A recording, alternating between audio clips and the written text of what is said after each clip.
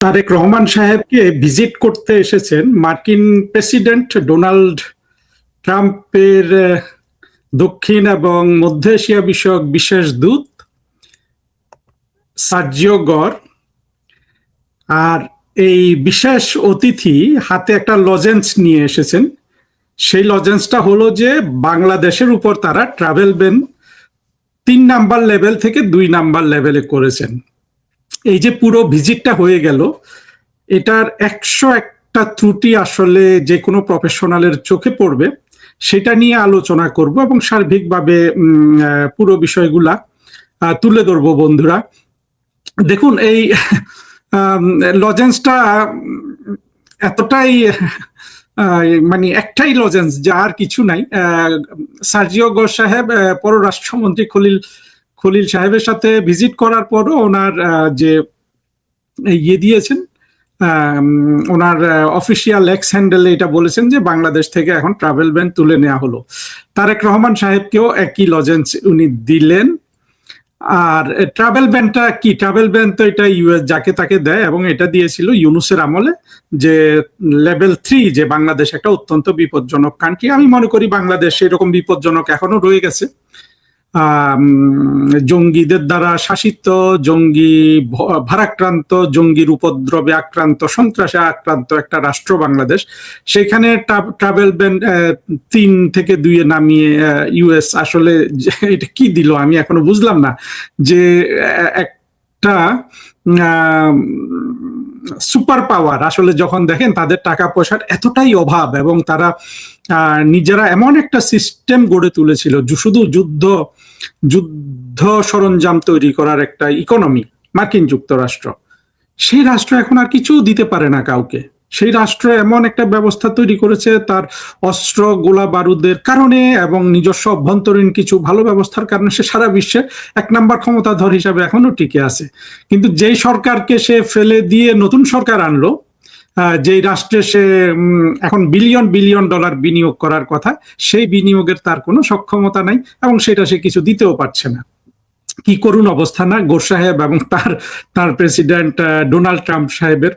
আরেকটা জিনিস আপনারা লক্ষ্য করবেন, যে এটা আমি আগেও বলেছি, যে ডোনাল্ড ট্রাম্প সাহেব অনেকটা অবুঝের মতো সারা পৃথিবী থেকে টাকা তোলার জন্য উনি এই ওনার যে কি বলে এগ্রিমেন্ট অন রিসিপ্রোকাল ট্রেড, যেটা ইউনূস তারেক রহমান সবাইয়ের মাধ্যমে বাংলাদেশের উপর চাপিয়ে দিয়েছেন, সেটা করেছেন এবং কোথাও সফল হতে পারেন নাই। একটা চুক্তিও করতে পারেন নাই বাংলাদেশ ছাড়া কারো সাথে।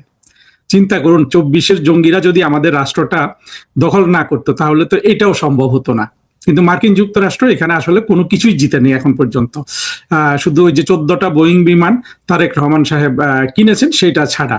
যা হোক, আমি যেই জিনিসটা আগে একটু বলে নেই, যে গর সাহেব ফাইনালি তারেক রহমান সাহেবের সাথে মিটিং করলেন। মিটিং করার পরে বাংলাদেশের ফরেন মিনিস্ট্রি তাদের ফেসবুকে একটা প্রেস রিলিজ ছেপেছে।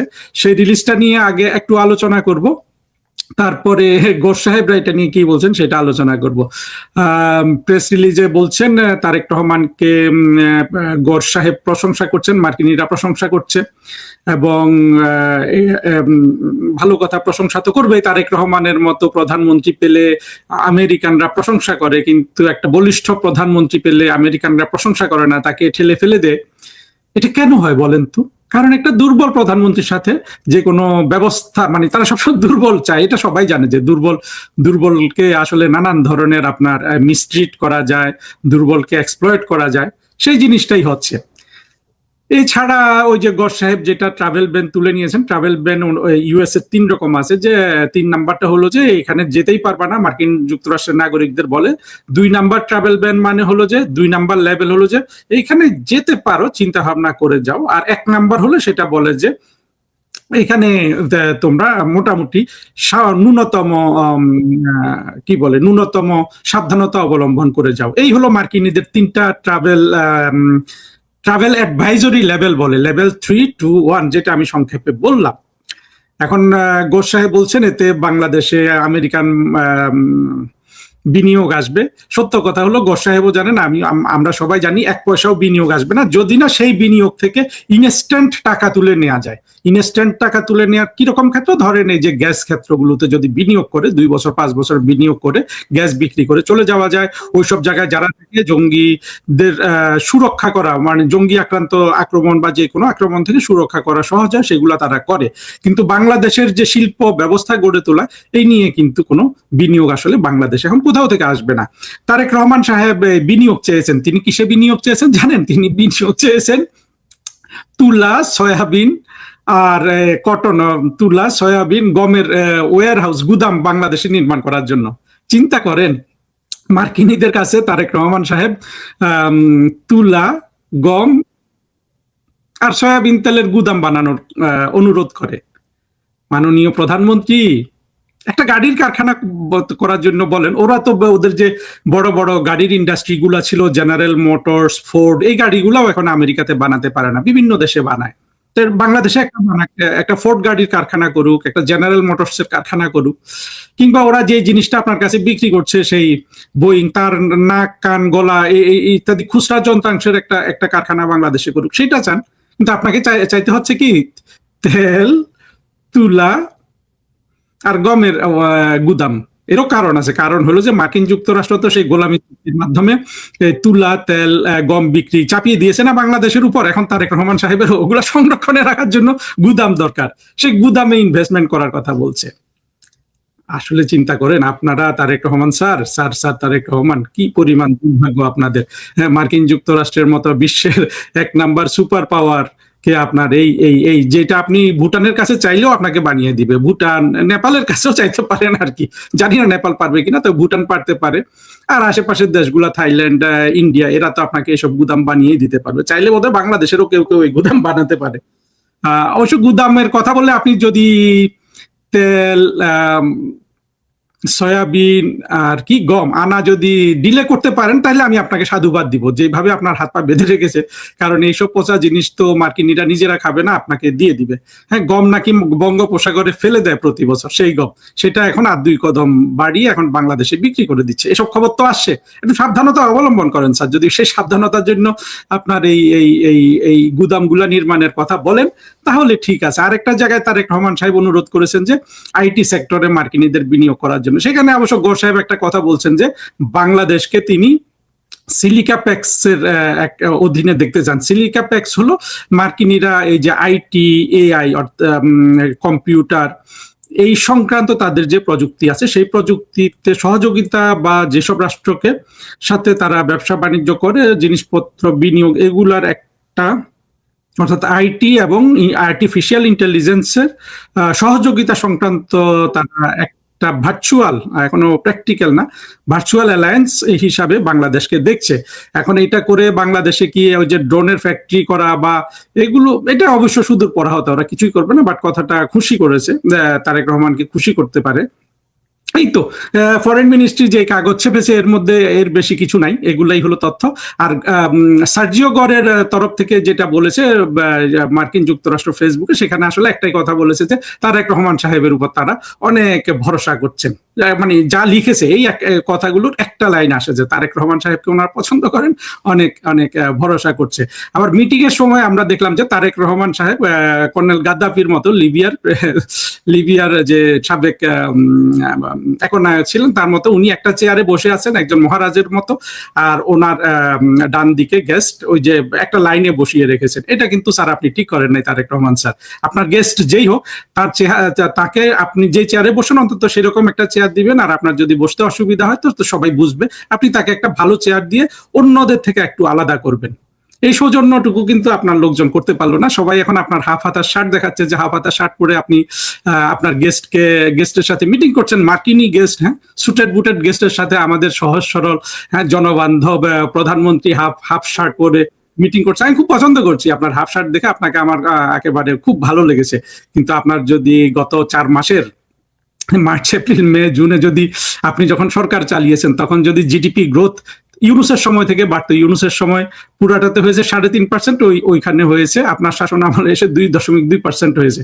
সেটা যদি একটু বাড়াইতে পারতেন তাহলে হয়তো এগুলো আসলে কাজে লাগতো।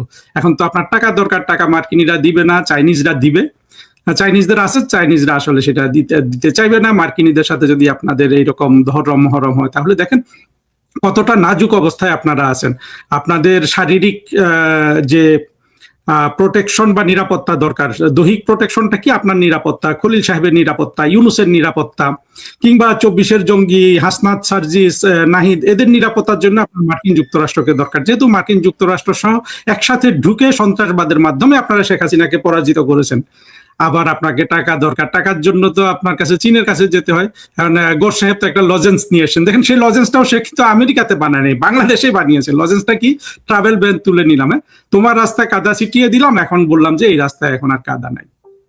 হাস্যকর এবং পুরো জিনিসটা। এবং মার্কিনীদেরকেও আসলে দেখেন মার্কিনীরা কতটা হতাশা ব্যঞ্জক পর্যায়ে আছে, যেই জন্য তারা ইরানের সাথে যুদ্ধ করতে গিয়ে হিমশিম খায় নানান দিকে। সারা বিশ্বে মার্কিনীদের এখন কোন দৃষ্টিতে দেখবে মানুষ, তাদের দুরবস্থা কোন দৃষ্টিতে দেখবে? কোথাও পারলো না সারা পৃথিবীতে, শুধু বাংলাদেশের সাথে পারলো। একমাত্র কারণ বাংলাদেশে আমরা স্বাধীনতার এবং মুক্তিযুদ্ধের পক্ষের শক্তি বা আমাদের সরকারগুলো এই যে 71-এ পরাজিত জেনারেল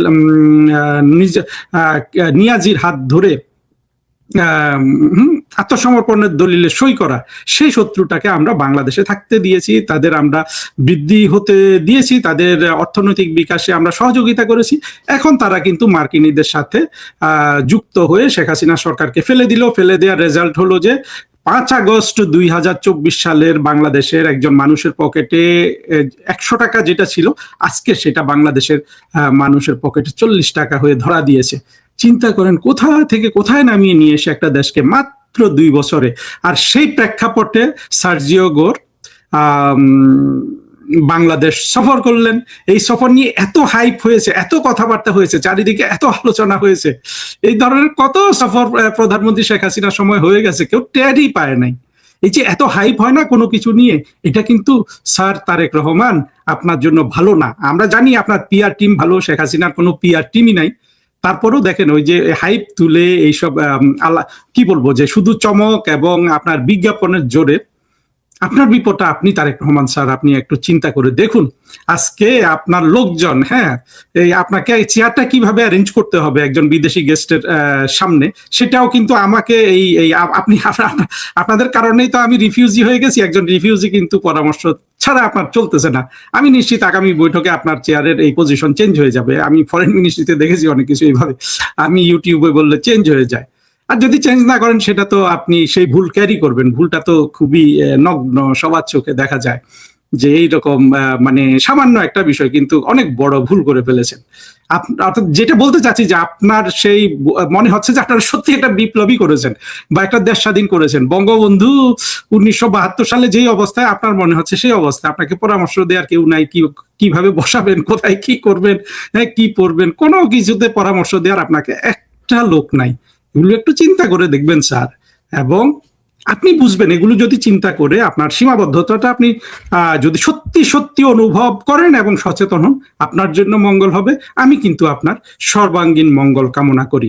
এবার আমার বন্ধুদের জন্য কথা বলি। অনেক বন্ধু বলেন যে আপনি হাসবেন না, আপনি তথ্য দিবেন, অথচ দেখেন আমার প্রতিটা ভিডিও বক্তব্যে এত তথ্য থাকে, আপনি দেখবেন যে অন্য কোনো ভিডিও কেউ কিন্তু এসব তথ্য দিতেই পারবে না, দিবে কোথা থেকে, ওরা তো জানেই না। তারপরও বলেন যে আরো তথ্য, আরো ইয়ে, আর বলে হাসবেন না ভাই, একটু আনন্দ করবো না, এত সার্কাস চলছে বাংলাদেশে। হ্যাঁ, আমার সাথে আপনারাও একটু হাসেন, এই হাসার নিন্দা না করে। কিন্তু কন্টেন্ট যেটা, সেটার মূল্য তো যারা বোঝেন, আর যারা এগুলো দেখেন না পুরোপুরি তারা বলেন যে হাসেন কেন, হাসি তো থামাবো না, তাই না?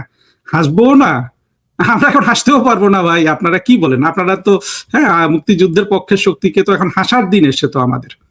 আমরা অনেক হাসবো। আমরা দেখেছি আমাদের সাথে কি নিষ্ঠুরতা করা হয়েছে, জঙ্গি দিয়ে মানুষ পিটিয়ে মেরে ফেলা হয়েছে, হিন্দু একটা ছেলেকে জ্বালিয়ে দেওয়া হয়েছে, লক্ষ লক্ষ আওয়ামী লীগের নেতাকর্মী আজকে ঘর বাড়ি ছাড়া, তারপরে এরা এসে সার্কাস করছে। এখন তো সবার আমাদের হাসার দিন। আমরা যেদিন রাষ্ট্র দখল করব, আবার দখল তো আমরা করবো না, আমরা শাসনের জন্য ঢুকবো, সেদিন আমরা এই আনন্দ থেকে আমরা তখন অন্য ধরনের আনন্দ করব। এখন আমরা আনন্দ করব যে শত্রুরা বাংলাদেশ দখল করেছে, যেই শত্রুরা আমাদের উচ্ছেদ করেছে আমাদের বাড়িঘর থেকে, তাদের দুরবস্থা দেখে আমরা অবশ্যই হাসবো। হাসবো না কেন? আমার সাথে আপনারাও হাসবেন।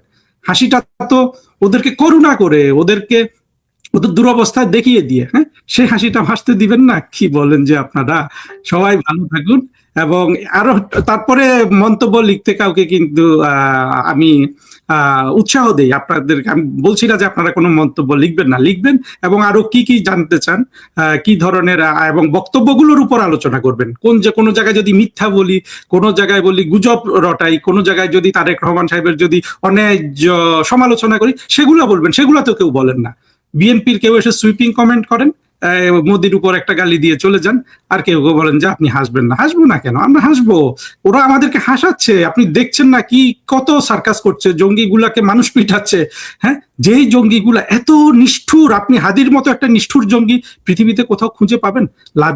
লাদেনও তো এর চেয়ে অনেক ভালো ছিল। এই হাদি, নাসির নাসির দেখেন, নাসির মির্জা আব্বাসকে প্রায় মেরে ফেলেছে। এই লোকটার আজকে আর কোনো খবর নাই বাংলাদেশে। এই জঙ্গিগুলার দুরবস্থা দেখে আপনি কাঁদবেন? আপনি হাসেন আমার সাথে, সবাই হাসেন। আসুন আমরা সবাই এদের দুরবস্থা দেখে তারেক রহমান সাহেবের জন্য আমি সহানুভূতিশীল, কিন্তু উনি তো আমাদের কথা শোনেন না। উনি তো আবার শোনেন নাসির উদ্দিন পাটোয়ারির কথা। আমরা হাসবো না কি করব? কথাও শুনবে না তারা। আমাদের উপদেশ যেগুলো ওনাদের ভালোর জন্য নেই, সেটা যখন না নেয়, যখন তারা হাসির অবস্থা তৈরি করেন, আমরা তো অবশ্যই হাসবো।